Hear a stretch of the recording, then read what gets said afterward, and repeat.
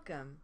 Thank you for taking time out of your busy schedule to learn about the Certified Prevention Specialist Credential.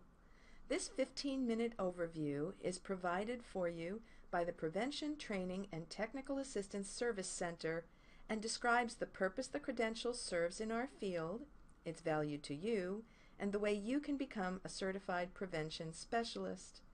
As we go along, please make note of any questions you may have, and we will provide either answers or the resources to get the answers at the end of this overview.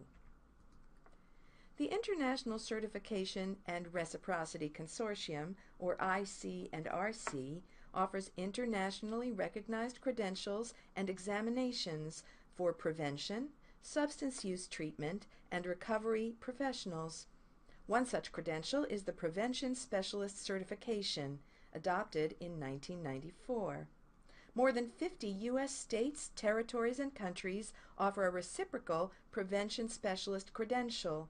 The CPS credential, called A Certification for Your Career and Your Community by the ICRC, requires professionals to demonstrate competency through experience, education, supervision, and the passing of a rigorous exam.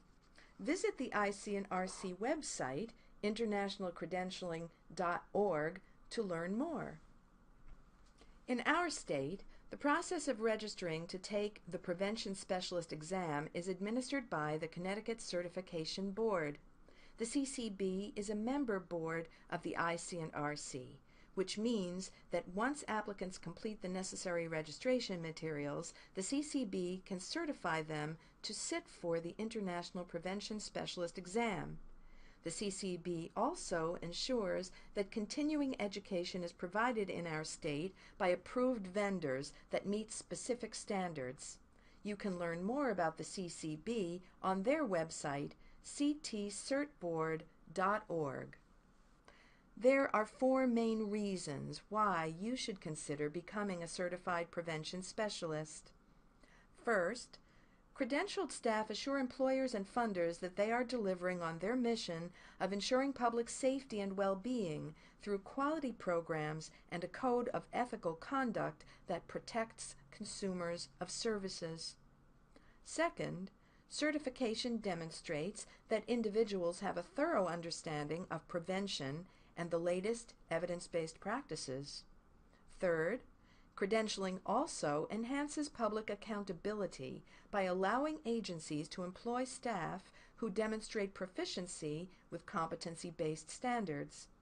Finally, maintaining your CPS ensures that you will complete the ongoing professional development and continuing education necessary to renew certification, which means you will stay current with new and emerging trends and best practices in the field. We just reviewed 4 key reasons why the Certified Prevention Specialist credential has value in the prevention field. Which of these is most important to you? Do you have other reasons for obtaining your CPS credential? When you earn your CPS certification, you are demonstrating a high level of prevention competency and professional expertise in 6 prevention performance domains. These domains are described in greater detail in the Prevention Job Task Analysis, most recently updated in 2013, that you can find on the IC&RC website by following this link. The 6 domains, also discussed on the following slides, are planning and evaluation, prevention education and service delivery, communication, community organizing, public policy and environmental change, and professional growth and responsibility. Each performance domain includes job-related tasks. Some of the tasks that fall under the first domain, planning and evaluation, include assessing community readiness for change, identifying resources and gaps in resources to address community needs, determining risk and protective factors, completing a comprehensive community assessment and selecting strategies based on those data and research, and evaluating community change. Job tasks under Domain 2, Prevention Education and Service Delivery, include coordinating prevention, education, and skill development activities, creating accurate, relevant, and timely content, and maintaining program fidelity. Domain 3, Communication, requires expertise in promoting your program services and activities, the ability to maintain good relations with the community, facilitation and public speaking skills, and interpersonal competence. The fourth domain, community organizing, includes job tasks such as building community ownership over prevention programs, identifying community norms and demographics, and offering guidance to community members on mobilizing for change. Public policy and environmental change, the fifth domain, requires prevention professionals to participate in public policy and enforcement activities, to use media to support those efforts, and to advocate for environmental change. Lastly, the sixth domain, professional growth and responsibility, requires an understanding of current prevention theory and practice and a strict adherence to legal, professional, and ethical standards. Professionals should advocate for healthy and safe communities across the lifespan and demonstrate knowledge of the most current issues in behavioral health. To learn more about the 6 performance domains, click on this link. Perhaps after reviewing these, you can think of other skills or tasks that fall within the 6 performance domains. What else do you suggest?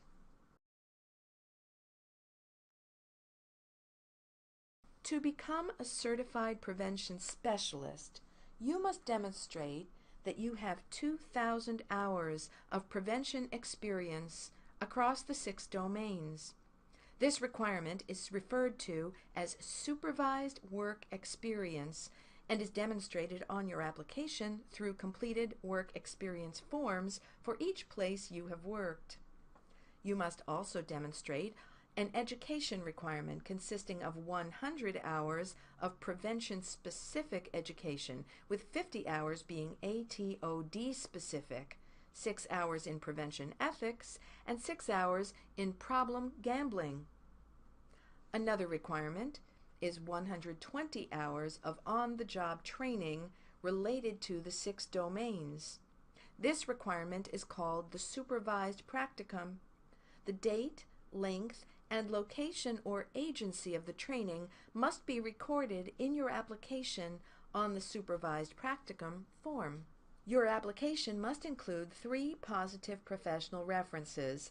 One must come from your current or most recent supervisor, and the other 2 from professional colleagues, preferably those who are credentialed by the Connecticut Certification Board.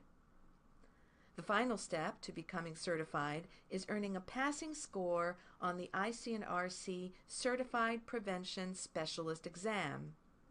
To maintain your credential, you must complete 20 hours of continuing education per year. Now that we have reviewed the requirements for certification, take a moment to reflect on your work experience, training, and education history. Do you meet the requirements? If not, what do you need to do? Do you have the on-the-job experience required? Do you have the required training hours, including 6 hours each of ethics and problem gambling trainings? Can you obtain the required number of references?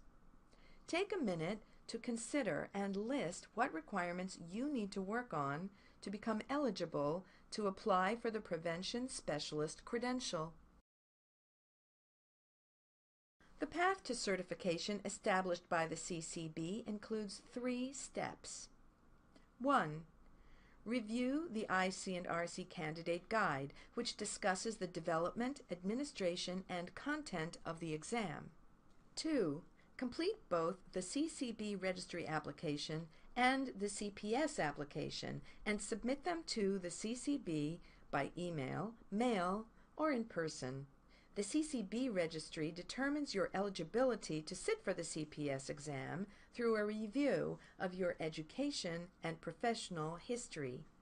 The CPS application requires documentation of your work experience and supervised practicum. 3. Once your applications have been accepted, complete the online candidate registration to select a test date. The online registration information will be emailed to you by the CCB. Once registered, you will receive, via email, a candidate admissions letter, which you must bring on the day you sit for the exam at a CCB testing location. We already discussed the requirements candidates must meet to apply for the CPS credential, and now you know where to find the 2 applications you must complete. Briefly review the CCB registry and the CPS application. What questions do you have about completing these forms?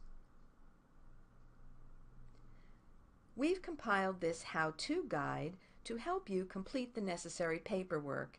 If you need help completing your applications, let us know on the Technical Assistance page on our website, preventiontrainingscenter.org. The computer-based exam takes about 3 hours to complete. Test takers must answer 150 multiple-choice questions, of which 125 count toward the final score. The remaining 25 questions are test questions, being considered for future exams by the IC&RC. Since you cannot know which are the test questions, and there is no penalty for a wrong answer, it is best to answer all 150. The multiple-choice questions have 4 answer choices each and do not include any multiple multiples, which are response choices like both A and B. Scores may range from 200 to 800, with a minimum of 500 points required to pass. This means that you must have correctly answered at least 78 of the 125 questions that count toward your score. As soon as you complete your exam, a CCB official will provide you with preliminary results, and we know it will be good news. IC&RC rules state that all of the questions must be from a valid and reliable source.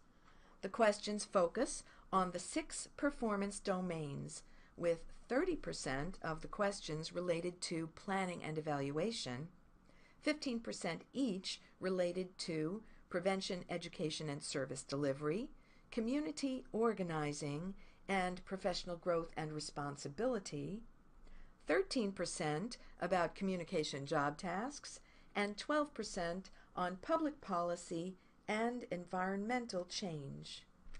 A few tips before you take the exam. 1.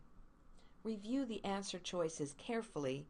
Watch out for words like only and best. 2. Answer all of the questions. Questions left unanswered have no chance of being correct. The Prevention Training and Technical Assistance Service Center is here to help you prepare for the exam. We offer study sessions, which you can find and register for on our website, preventiontrainingscenter.org. We also offer a folder of online study materials and practice tests. You can contact the Connecticut Clearinghouse for additional study materials, such as the manual, Getting Ready to Test, a review preparation manual for the Written Prevention Specialist examination. The amount of time you spend studying is up to you and how comfortable you feel with the material. We recommend that you attend one of our study sessions before the exam as a chance to ask questions and hear feedback from previous exam takers. Once your studying is complete, it's time to sit for the exam. On the day of the test, bring a valid government-issued photo ID and the candidate admissions letter that was emailed to you when you registered.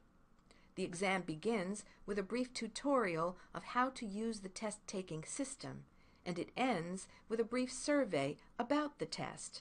Extra time, in addition to the 3-hour limit, is allotted for the tutorial and survey. The CCB Testing Center will provide pens and scratch paper.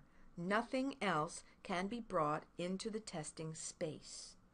We hope this brief overview of the Prevention Specialist certification helped to provide you a better understanding of the reasons for becoming certified and the test-taking process. Additional information about the Prevention Specialist certification can be found on the Prevention Training and Technical Assistance Service Center website, preventiontrainingcenter.org, under Career Development. If you are a member of the Connecticut Association of Prevention Professionals and would like support in obtaining your Certified Prevention Specialist credential from a current CPS, visit the CAPP website, cappct.org/CPS-mentoring. Thank you, and good luck!